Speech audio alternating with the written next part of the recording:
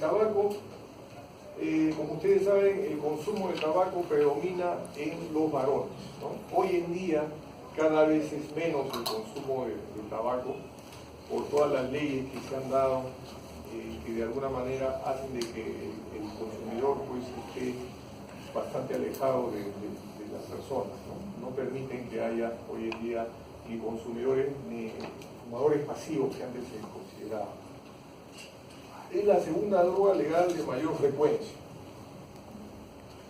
Dice, hay unos datos que mencionan que el 85% de los fumadores están dependientes. O sea, una persona que consume tabaco, todavía existen pacientes que consumen tabaco y que son dependientes del tabaco.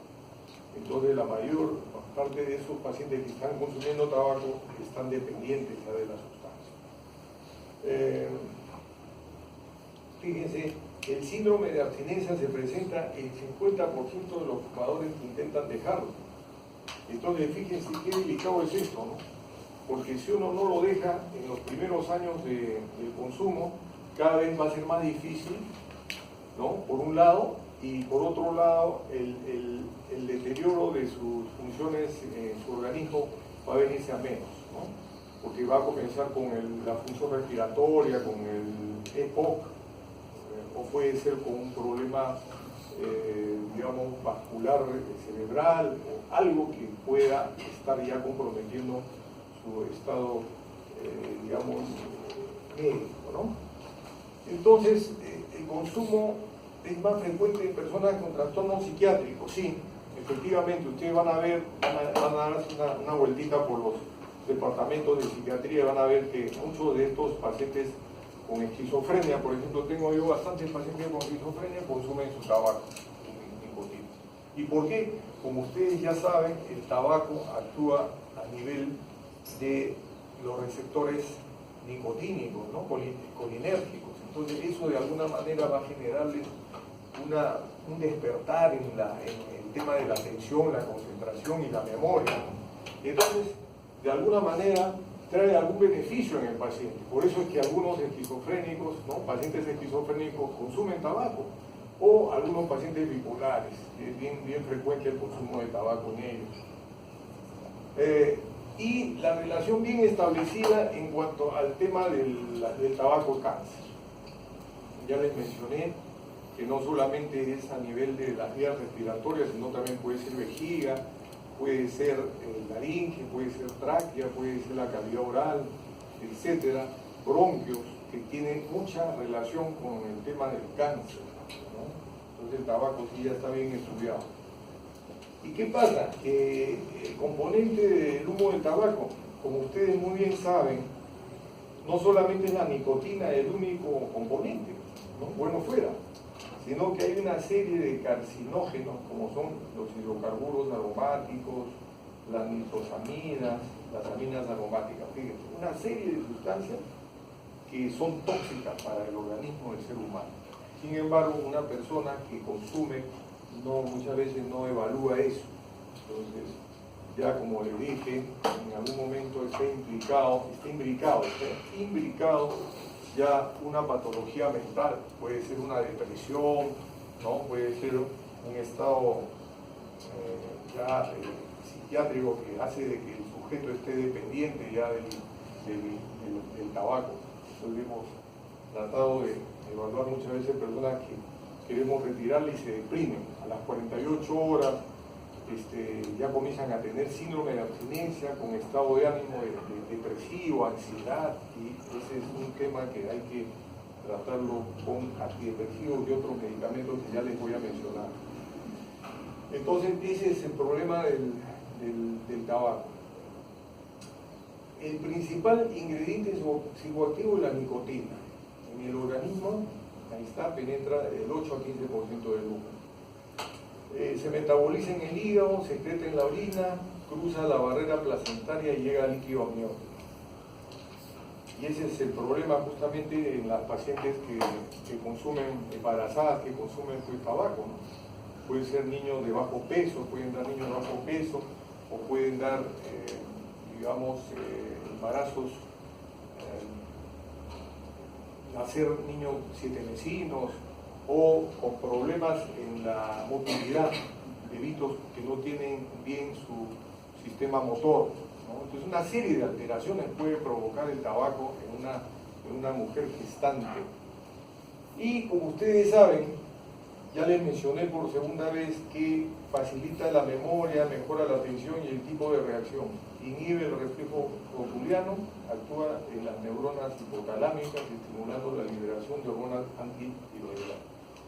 antidiuréticas. Entonces, tiene una serie de implicancias la nicotina, ¿no? Sin embargo, el tema de la toxicidad es lo que estamos evaluando esta tarde, ¿no es cierto?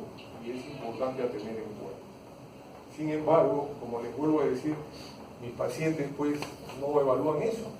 Tengo yo pacientes esquizofrénicos que fuman al día una cajetilla y media. Tengo un paciente que se fuma esos cigarros que no tienen ni siquiera filtro. Entonces, realmente lo hacen para eso, ¿no? Para activar seguramente un poquito su estado de sistema nervioso central, ¿no? Pero ahí está el problema que les trae las consecuencias, ¿no? Igualmente aumenta la presión arterial, la frecuencia cardíaca y la contracción del miocardio. Entonces, una persona que fuma, que consume, está más proclive también a tener problema vascular cerebral o un problema vascular a nivel del miocardio, ¿no? Entonces, realmente es muy problemático el que un paciente deje de consumir tabaco. Es a veces bien difícil dejar el tabaco. Muchas veces he tenido yo pacientes que han dejado en una el tabaco, porque eso de decir, sí, lo estoy controlando, ya no fumo, y estar controlando de a poquito, tampoco, no ayuda, ¿no? Entonces, como al principio que en las diapositivas les mencioné, la nicotina activa las vías dopaminérgicas mesolímbicas a través del estímulo receptor colinérgico nicotínico, ¿no? En eso sí estamos claros.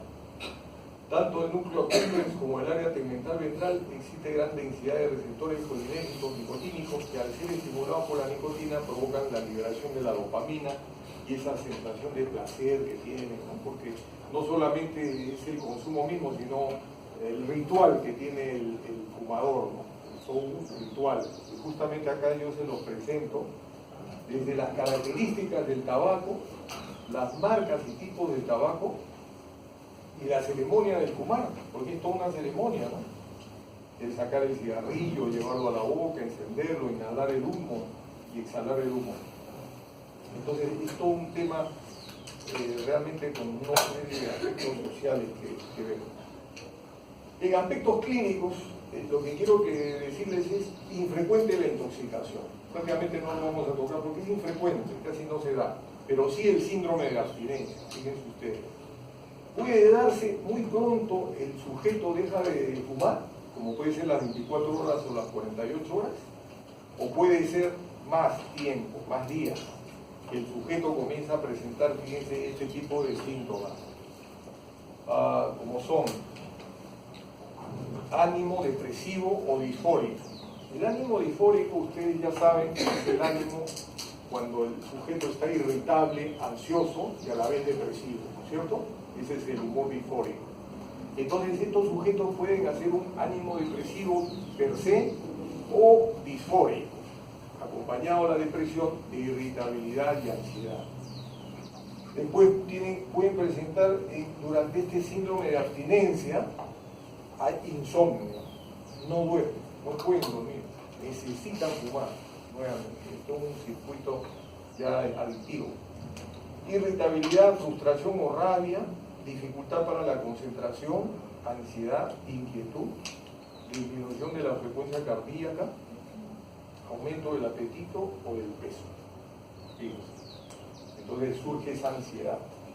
¿Cómo es que nuevamente el sujeto está intranquilo durante toda la noche, no puede dormir y tiene que realmente, inclusive sueños de consumo tiene? Tú le preguntas a su paciente durante la visita, le dices, ¿usted ha tenido deseo de consumo? Sí, en mis sueños he estado consumiendo. Ahí está.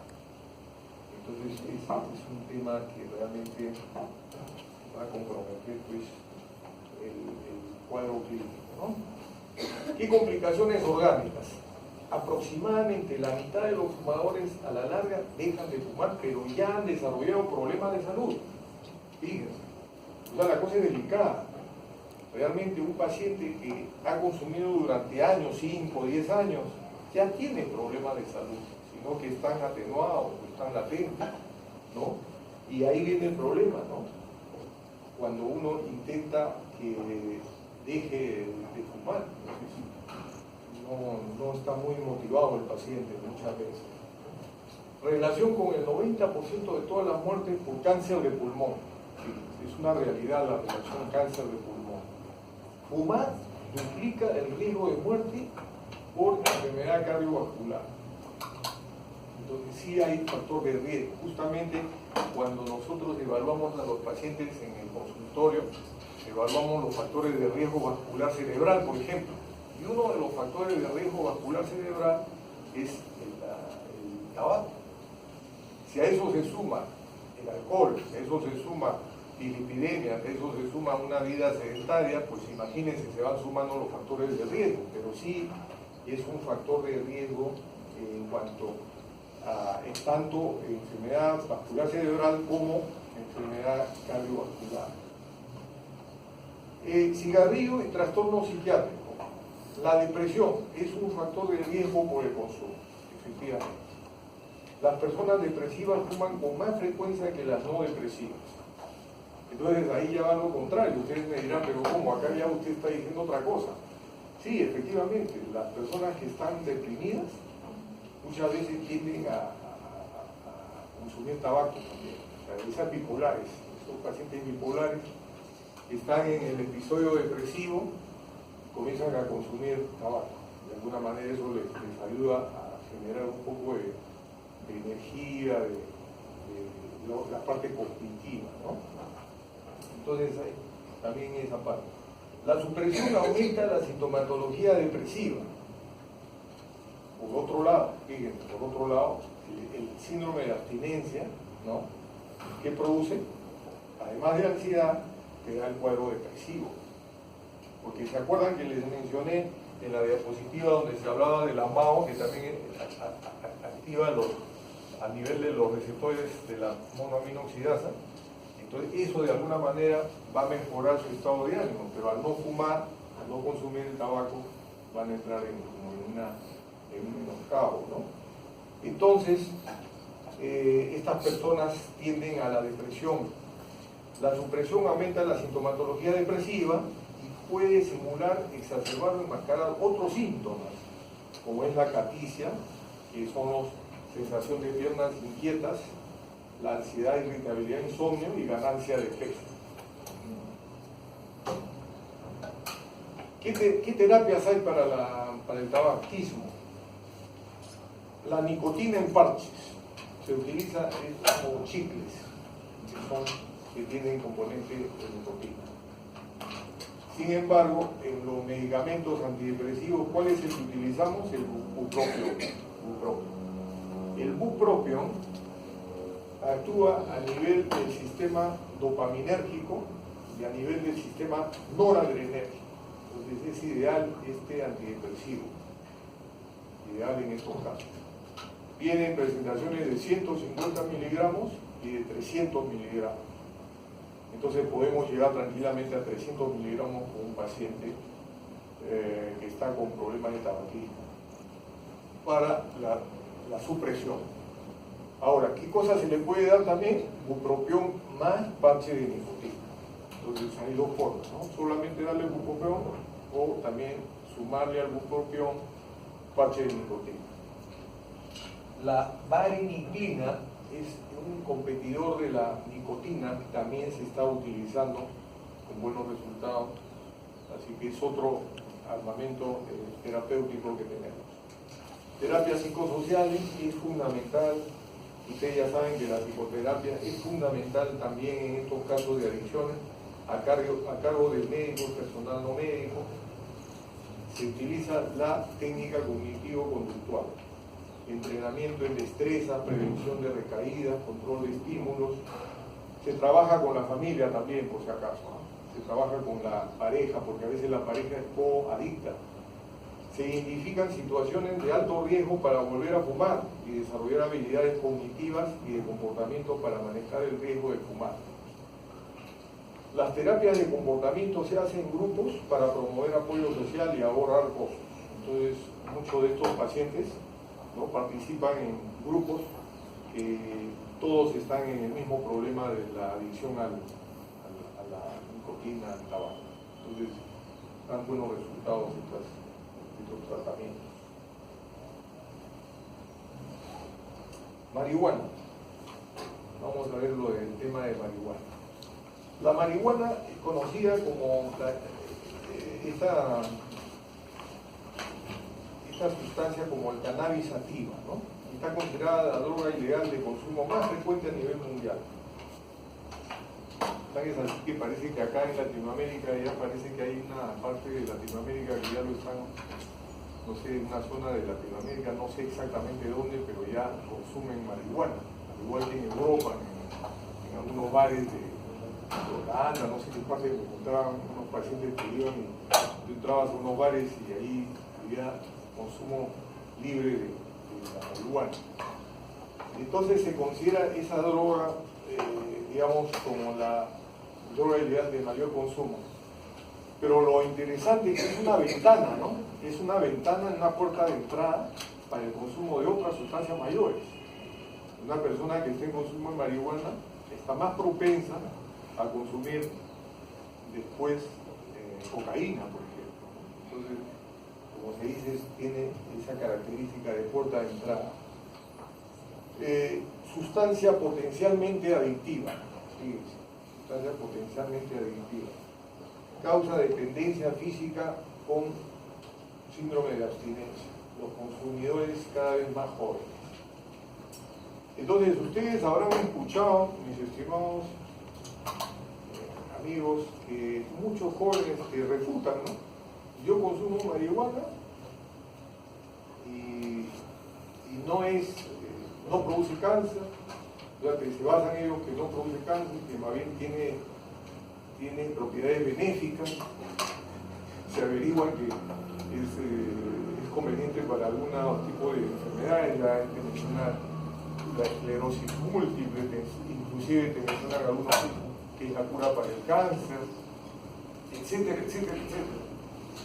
Entonces, no evalúan la situación real de esta droga, ¿no? Porque, como les vuelvo a decir, esta sustancia produce síndrome de abstinencia.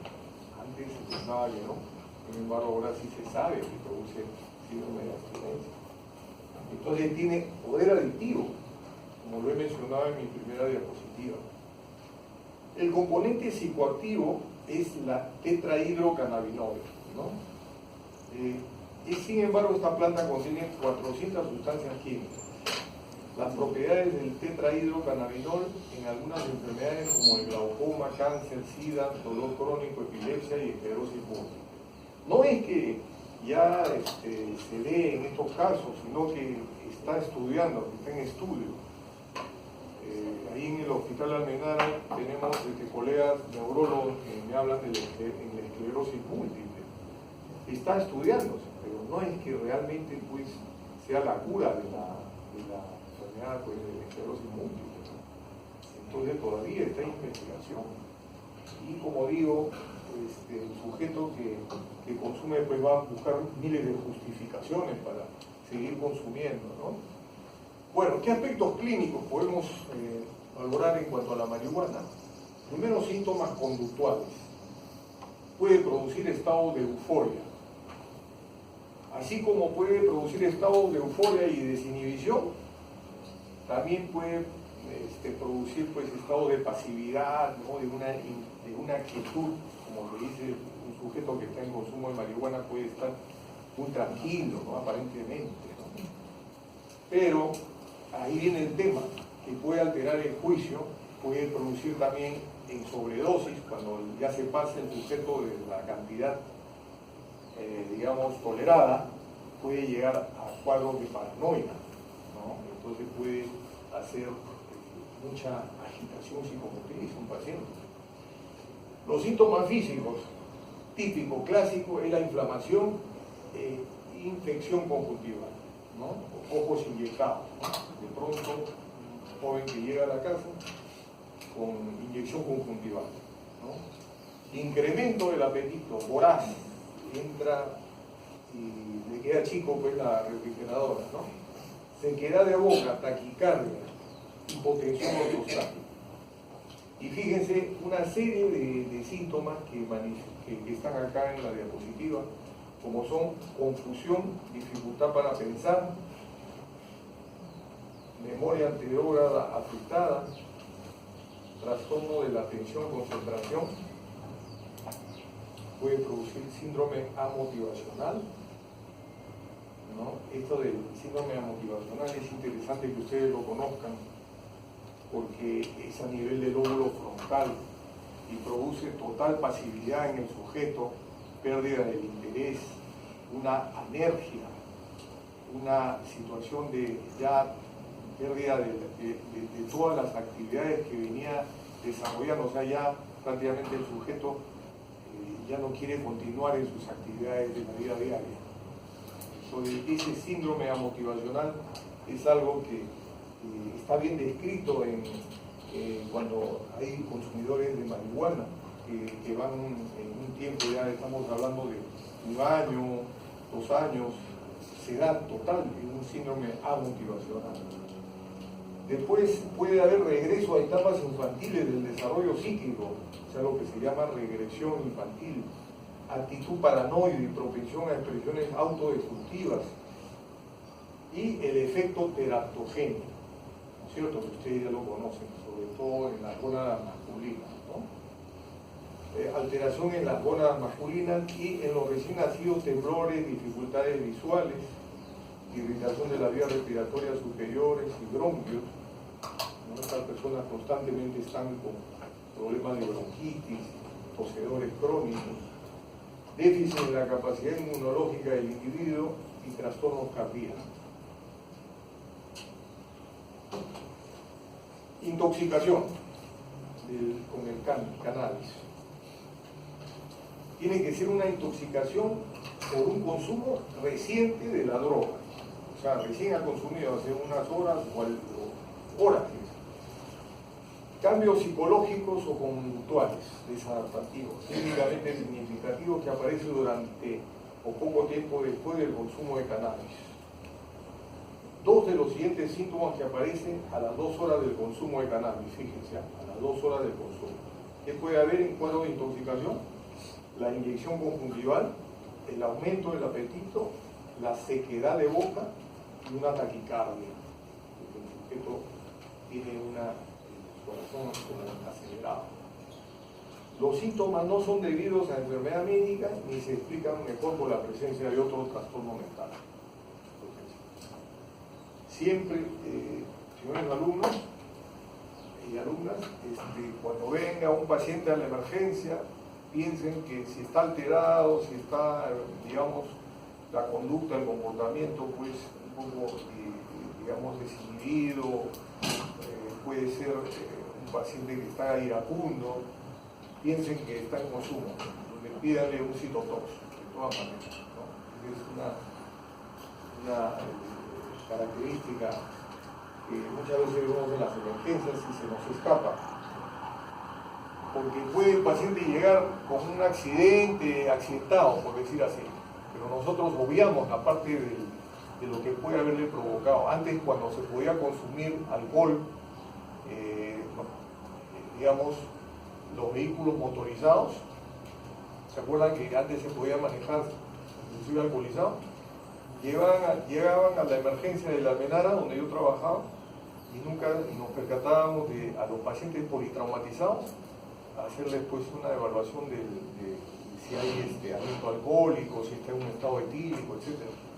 Y nos interesamos en eso, justamente cuando yo estaba haciendo mi residencia, y realmente fue interesante porque hallamos muchas comorbilidades, o sea, personas que llegaban accidentadas estaban pues con consumo de alcohol y sustancias psicoactivas. Y eso sucede hasta la actualidad, porque hasta la actualidad vemos algunos accidentes de tránsito, que muchas de las personas que cometen infracciones están en algún tipo de consumo de sustancias psicoactivas, que les altera, pues, ya sea la reacción, lo que se llama el reflejo, ¿no? O alguna situación de somnolencia, que tú sabes que cuando uno maneja, pues tiene que estar bien atento, ¿no? Entonces todo eso puede, de alguna manera, explicarse por este consumo en las personas. Bueno, en intoxicación por cannabis también hablamos de delirio, fíjense. ¿Se acuerdan cuando yo les mencioné en el delirium, el trastorno de la conciencia, en el delirium tremens? Pues acá en el cannabis también tenemos cuadros de delirio, donde puede alterarse las funciones cognitivas, fíjense. Alteración de la memoria, del tiempo de reacción, la percepción alterada, pueden tener alteraciones de la percepción sensorial, coordinación motora y atención. La conciencia se altera con dosis alta. Cuando hay dosis alta de marihuana, puede alterarse también la conciencia. Entonces hay un cuadro de delirio. Sin embargo, puede darse un cuadro de psicosis, con ideas de tipo paranoide, más frecuente con cannabis, potente, y tienen relación con la toxicidad. Y asimismo, la ansiedad es de corta duración, provocada por la paranoia. Hay ideas de persecución, de daño, todo eso que tiene el cuadro de paranoia, ¿no?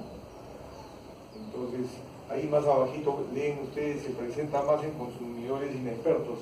Tendría que ser en inexpertos que de repente se sobredosifican y tienen unos malos vuelos, como se dice, y comienzan a tener esos estados paranoicos, ¿no? El síndrome de abstinencia, justamente lo que les mencionaba hace un momento. ¿Cuáles son los síntomas comunes del síndrome de abstinencia? El sujeto está con una ira, con una rabia, inclusive se torna impulsivo y con conducta agresiva, hostil, pérdida de apetito o peso, irritabilidad, nerviosismo, ansiedad, inquietud, insomnio, incluyendo pesadillas, anorexia y náuseas. Eso se ve en síndrome de abstinencia de la marihuana. Entonces, tengan en cuenta que sí hay síndrome de supresión con la marihuana. Antes se pensaba que no, sin embargo se sabe hoy en día que produce este tipo de problemas.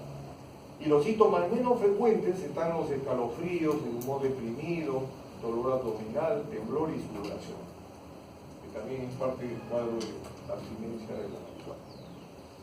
En cuanto a la dependencia de cannabis, cuando ya hay un fenómeno adictivo, fíjense, al menos 2 de los siguientes síntomas ocurriendo dentro de un periodo de 12 meses, estamos hablando de un año, ¿cierto?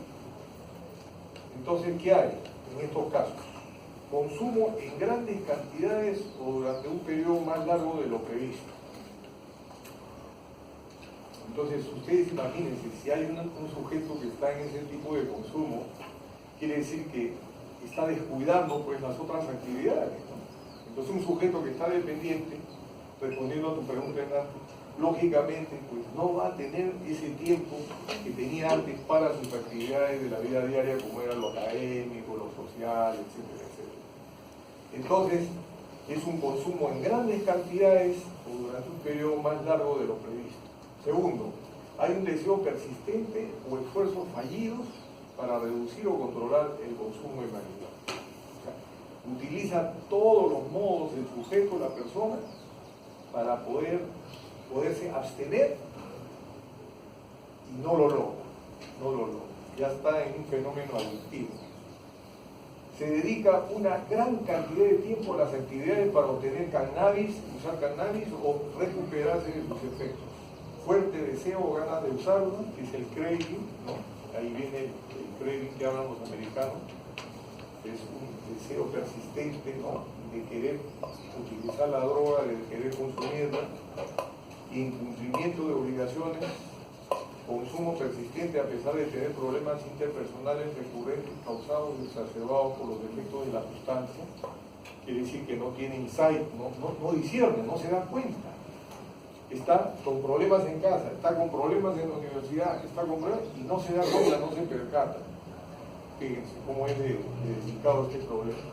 Se abandonan las actividades laborales debido al consumo, uso recurrente de la marihuana en situaciones de riesgo, y el consumo de cannabis continúa a pesar de tener conocimiento de tener un problema físico, psicológico persistente que probablemente haya sido causado o exacerbado por la marihuana.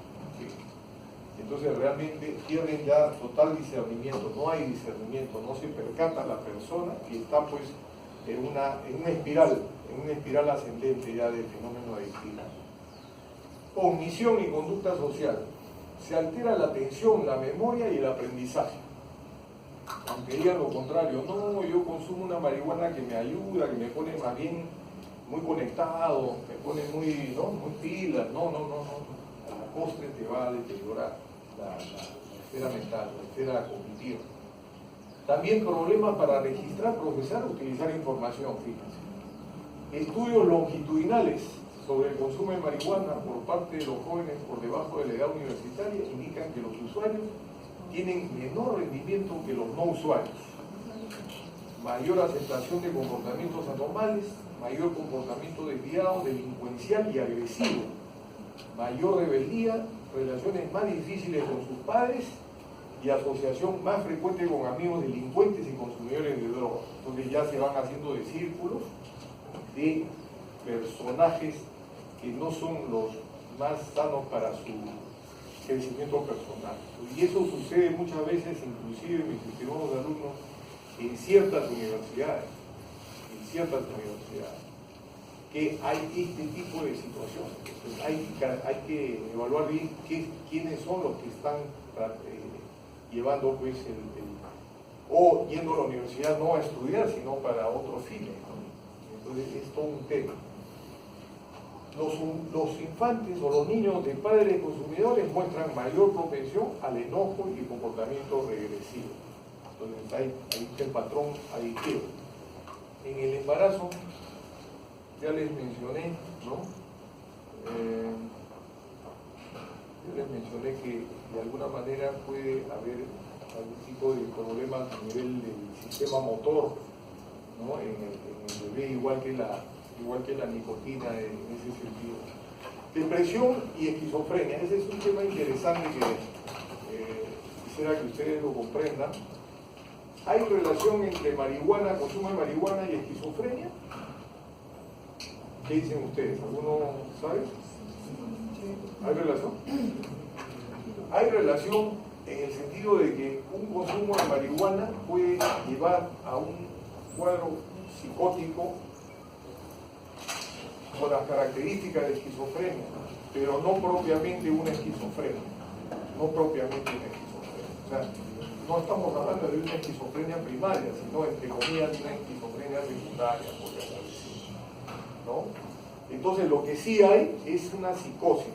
Hay relación entre el consumo de marihuana crónico con psicosis, eso sí. Y la depresión, entonces se habla de que el consumo de marihuana puede, digamos, hacer cuadros depresivos severos. Entonces, ahí está, ese es un tema interesante. En esquizofrenia, como les digo, no está comprobado científicamente que sea una esquizofrenia, sino más bien una psicosis con las características que tiene de esquizofrenia, pero no necesariamente esquizofrenia, sino, como pongo acá en el último renglón, pongo cuadros psicóticos esquizofreniformes. Eso sí, podría ser cuadros esquizofreniformes que se parecen a la esquizofrenia, pero no necesariamente que son tales, con FB, no, sino que han dado cuadros que remedan una esquizofrenia.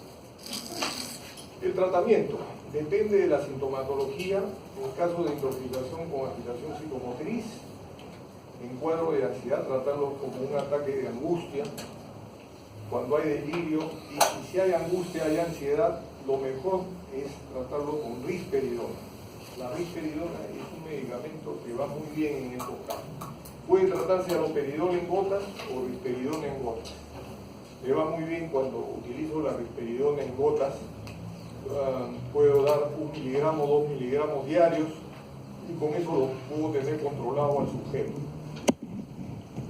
Después, los antidepresivos que utilizamos pueden ser los bupropión, los IRS, inhibidores selectivos de recaptación de serotonina, puedo utilizar sertralina, sin embargo la desvenlafaxina también va muy bien. La desvenlafaxina es un antidepresivo dual, ¿se acuerdan? No está en el seguro, no está en el Balizán, tampoco en el ARCO, pero es una molécula muy interesante, es un dual y que no compromete la esfera sexual, bien tolerada, es de 50 y de 100 miligramos es la desvenlafaxina. Otro medicamento también que se utiliza es la mirtazapina, también con buenos resultados, y estabilizadores del ánimo. ¿Qué estabilizadores del ánimo podemos utilizar? Podemos utilizar valproato, podemos utilizar el topiramato, son como estabilizadores del ánimo. Otros casos que se ha utilizado también es el litio como estabilizador del ánimo. Además de dar el tratamiento biológico con estos psicofármacos, podemos utilizar la psicoterapia individual y de grupo. Reconocer situaciones de riesgo y facilitar el afronto. Incorporar a la familia en el tratamiento es fundamental. Es fundamental. ¿Ya? Entonces,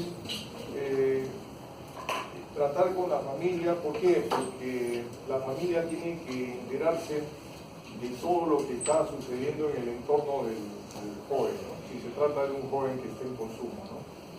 Es importantísimo que conozca todas sus, digamos, cómo va su rendimiento académico, etc.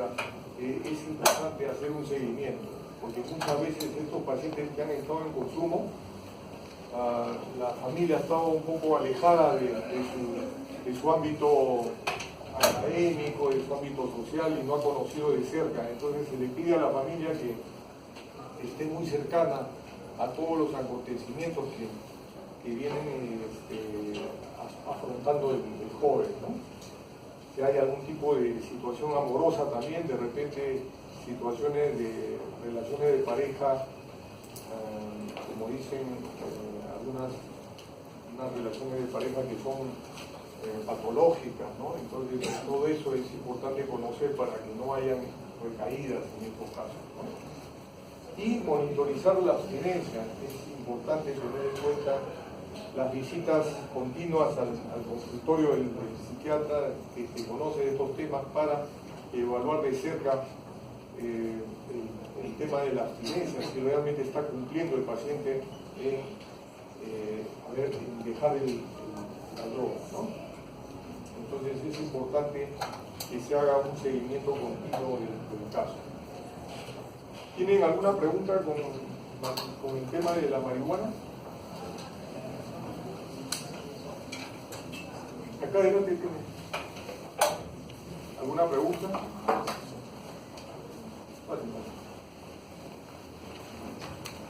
Doctor, Sí. en la clase de ayer nos mencionaron sobre, por ejemplo, en el alcoholismo hay un fármaco que la naltrexona, que, o sea, que evita, ¿no?, el deseo, ¿no?, por el consumo de alcohol. ¿Hay algo parecido que sirva para el tabaco o la marihuana, que cree disconfort en el paciente cuando consuma?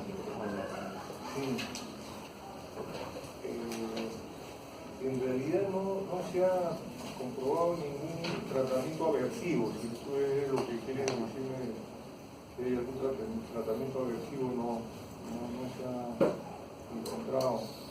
Sin embargo, se ensayan algunos tratamientos, pero lo que está demostrado hasta ahora y que se verifica mediante estudios clínicos son con estos medicamentos que los estoy mencionando.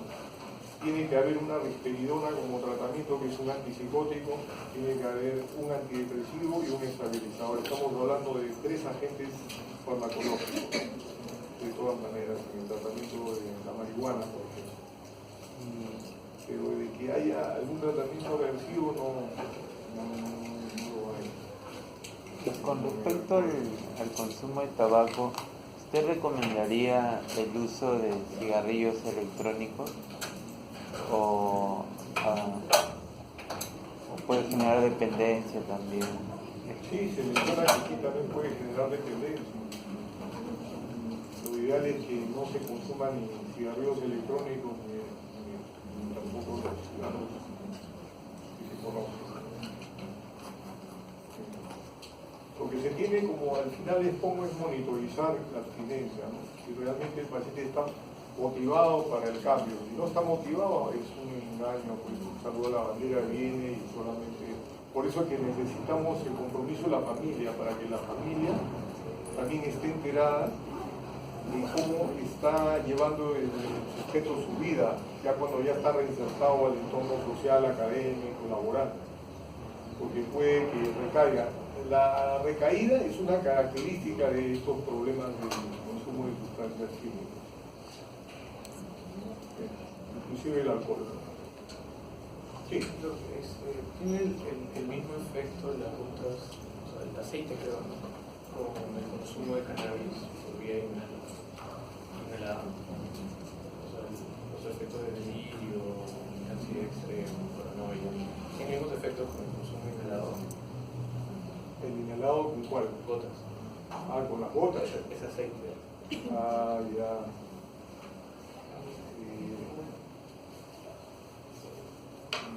En el inhalado es realmente cuando inhalan, sí, pues la inhalación de la cocaína, ¿no? La cocaína, yo pienso que en ese caso hay efectos muy manifiestos en el paciente, ¿no? Pero con las gotas yo no pienso que pueda llegar a esa dosis, a esa rapidez con la que actúa la cocaína inhalada, que es casi de acción inmediata. Pero no tengo todavía experiencia en este caso de las gotas. Están utilizándose las gotas en algunos casos. ¿Sabes en qué casos están utilizándose? Enfermedad con dolores crónicos. Con dolores. Por el dolor crónico, fibromialgia. Ya. Para el Parkinson. Para el Parkinson también. Yo pienso que en ese caso Son dos. está menguado también la sustancia, no es tan potente como una ¿alguien más? Bien, entonces pasamos a la última exposición de lo que es cocaína. Después de la marihuana es la droga ilegal de mayor consumo en adultos jóvenes, ¿no? Como ustedes saben. Más frecuente el consumo está en varones que en mujeres y en personas que viven solas o separadas. Entonces, de alguna manera, eso te indica cuando una persona está más propensa al consumo de sustancias, ¿no? Una persona que está soltera o sola o se ha divorciado o está en viudez.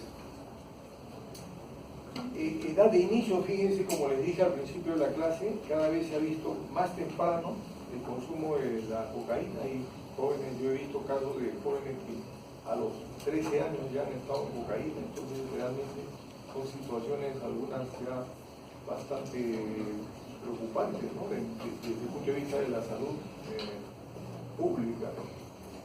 El vía de consumo es la nasal y fumada en pasta básica de cocaína, ¿no? Que también está muy extendida acá en nuestros medios. El consumo de la pasta básica creció de forma alarmante en los países andinos desde el año 80. Entonces, es el tema de los costos también, ¿no? La cocaína, el clorhidrato es mucho más caro que la pasta básica. Entonces, sin embargo, la pasta básica es más tóxica que el clorhidrato.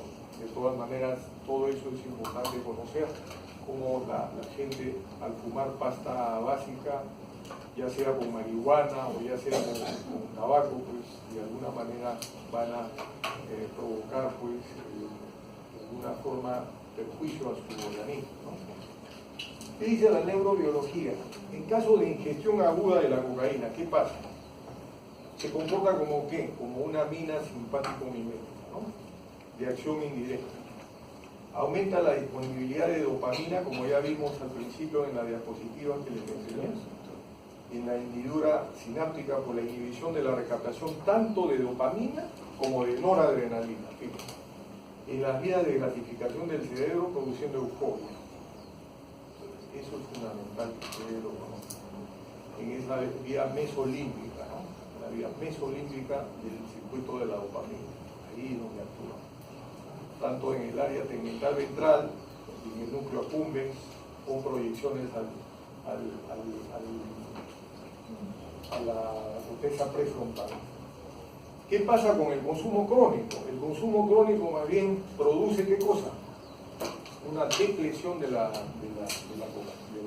dopamina, que se depleta, y una hipersensibilidad compensatoria de los receptores dopaminérgicos o sinápticos, lo cual se traduce clínicamente en un deseo intenso de consumo y en los fenómenos de tolerancia y depresión de rebote, ¿no? Entonces ahí es importante que nosotros buscamos qué pasa en un paciente con depresión con consumo crónico de la cocaína. Es todo lo contrario, ya no tiene el efecto excitador, sino de alguna manera puede depletar la dopamina. Otro factor que contribuye a la disminución de la dopamina es el incremento de la enzima tirosina hidroxilasa por el consumo de cocaína, que limita la síntesis de dopamina. También la depresión de dopamina tiene efectos inmunológicos y neuroendocrinos. La conducta alterada con excitabilidad y estado de vigilancia parecen estar mediados por el sistema noradrenalina. Entonces, acuérdense que no solamente es la dopamina, sino también la noradrenalina que actúa, ¿ya?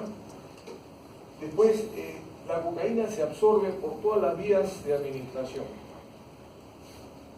57% vía oral y 70% cuando es fumada. O sea, estamos hablando de la pasta básica, ¿no? Aspirada y endovenosa llega al cerebro en 30 segundos, mientras que fumada llega al cerebro en solo 5 segundos.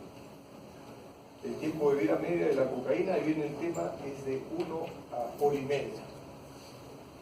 Y se metaboliza en el hígado por colinesterasa plasmática, se convierte en metabolitos activos la benzoilheroína y el éster metílico de esconina. Esos dos son los metabolitos de la cocaína.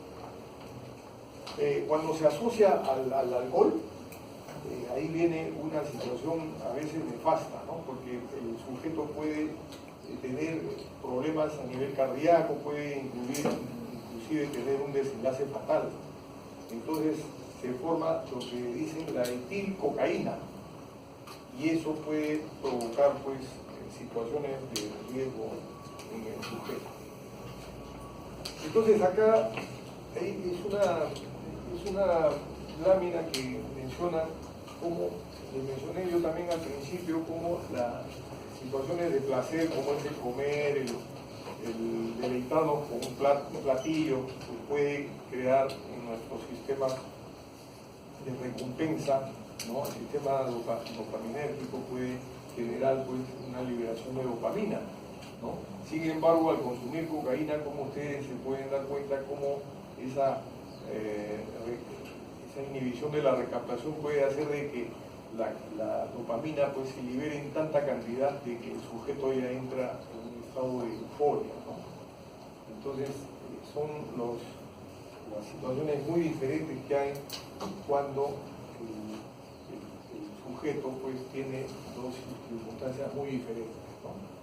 Ahora, ¿cómo es el tema de los efectos psicológicos y conductuales en el consumo de la cocaína? La cocaína, como ustedes saben, se comporta como una mina estimulante del sistema nervioso central y produce euforia. En ocasiones puede provocar disforia, quiere decir estados de irritabilidad, ansiedad y depresión. Pero por lo general, ¿qué cosa es lo que pasa con el sujeto cuando inhala cocaína? Pues entra en un estado de exaltación, de euforia, ¿no? La energía se incrementa, hay una sensación de despertar, de estar muy conectado con el entorno, y puede haber estado de grandiosidad con aumento de la autoestima. Entonces ahí ustedes pueden percatarse que un sujeto que llega en estado de intoxicación por cocaína puede revelar un estado de hipomanía o de manía.